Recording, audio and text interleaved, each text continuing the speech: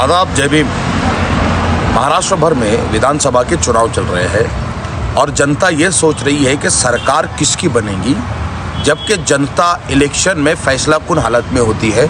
जनता जिसकी चाहेगी उसकी सरकार बनेगी। जनता अगर इस ख्याल में बैठी है कि मीडिया रिपोर्ट्स बताएगी, मीडिया हवा बताएगी और फिर हम उन रिपोर्ट और उन हवाओं के साथ चलेंगे और वोट देंगे, तो मैं आपको ये बताता चलूँ, मीडिया आपको मैनिपुलेट करेगा और आपका वोट मैनिपुलेट करेगा, क्योंकि मीडिया वोट मैनिपुलेट करने के लिए पेड होता है। तो आप लोगों से इतना कहना चाहूँगा कि आप जिसके तरफ जाएंगे उसी की हवा बनेगी।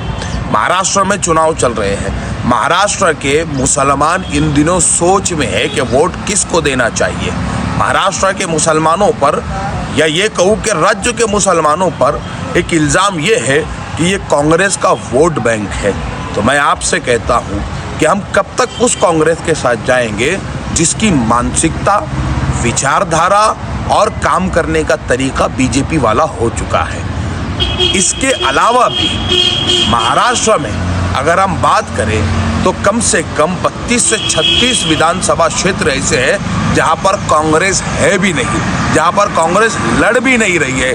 फिर वहां का मुसलमान किसको वोट देगा? उन 32 से 36 जो है तो सीटों पर शिवसेना के दो धड़े आपस में लड़ रहे हैं। क्या मुसलमान उस शिवसेना के साथ जाएगा जो बाबरी गिराने का फख्र करती है? क्या मुसलमान उस शिवसेना के साथ जाएगा जो औरंगजेब के नाम पर बने शहरों के नाम बदलने पर फख्र करती है? या मुसलमान उस विचारधारा के साथ जाएगा जो औरंगजेब की मज़ार पर जाकर दंगे ख़त्म कराने का काम करती है? क्या मुसलमान उस विचारधारा के साथ जाएगा जो मॉब लिंचिंग के खिलाफ कानून बनाने की बात करती है?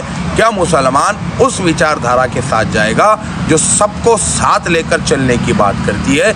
या मुसलमान नफरतबाजों के साथ जाएगा? इस बात को सोचने की ज़रूरत है। अगरचे मैं मुसलमानों से बात कर रहा हूँ तो मैं आपको ये चीज़ बताता चलूँ कि महाराष्ट्र में मुसलमानों का वोट लेने के लिए हर पार्टी आगे आती है, लेकिन मुसलमानों को नेतृत्व देने के लिए कोई तैयार नहीं है। ना ही शिवसेना है, ना ही कांग्रेस है, ना ही एनसीपी है, और बीजेपी की तो हम बात ही नहीं करते हैं। तो जब नेतृत्व कोई नहीं देना चाहता तो नेतृत्व देने की बात आदरणीय बाड़ा साहब करते हैं। महाराष्ट्र भर में 21 से 25 के बीच में कुछ कैंडिडेट मुसलमान जो है तो बाड़ा साहब ने दिए हैं।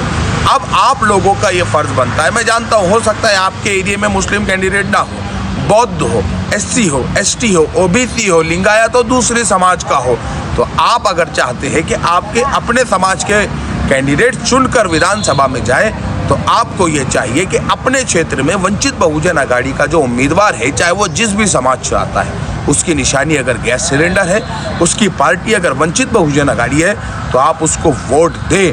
क्योंकि जब आप दूसरे समाजों को वोट देंगे तो दूसरा समाज आपके कैंडिडेट्स को वोट देगा। और सिंपल गणित यही है कि आपके वोट से आपका कैंडिडेट तो चुनकर ही आएगा, लेकिन जहां पर मुस्लिम क़यादत करने के लिए कैंडिडेट खड़े हैं वो इन दलित, बौद्ध, आदिवासी और उन अलग अलग समाजों के वोटों से वो भी चुनकर आएंगे, जिसके वजह से सबसे पहले तो इस महाराष्ट्र को संविधानवादी और भाईचारे वाली विचारधारा की एक सरकार मिलेगी, और जो है तो मुसलमानों का नेतृत्व भी बढ़ेगा और इस महाराष्ट्र की तरक्कियों की तरफ हम जाएंगे। मैं आप तमाम से इतना कहता हूं कि इस बारे में सोचिएगा ज़रूर कि जब 20 तारीख को हम वोट देने जाए तो हमको जाना किसके साथ है।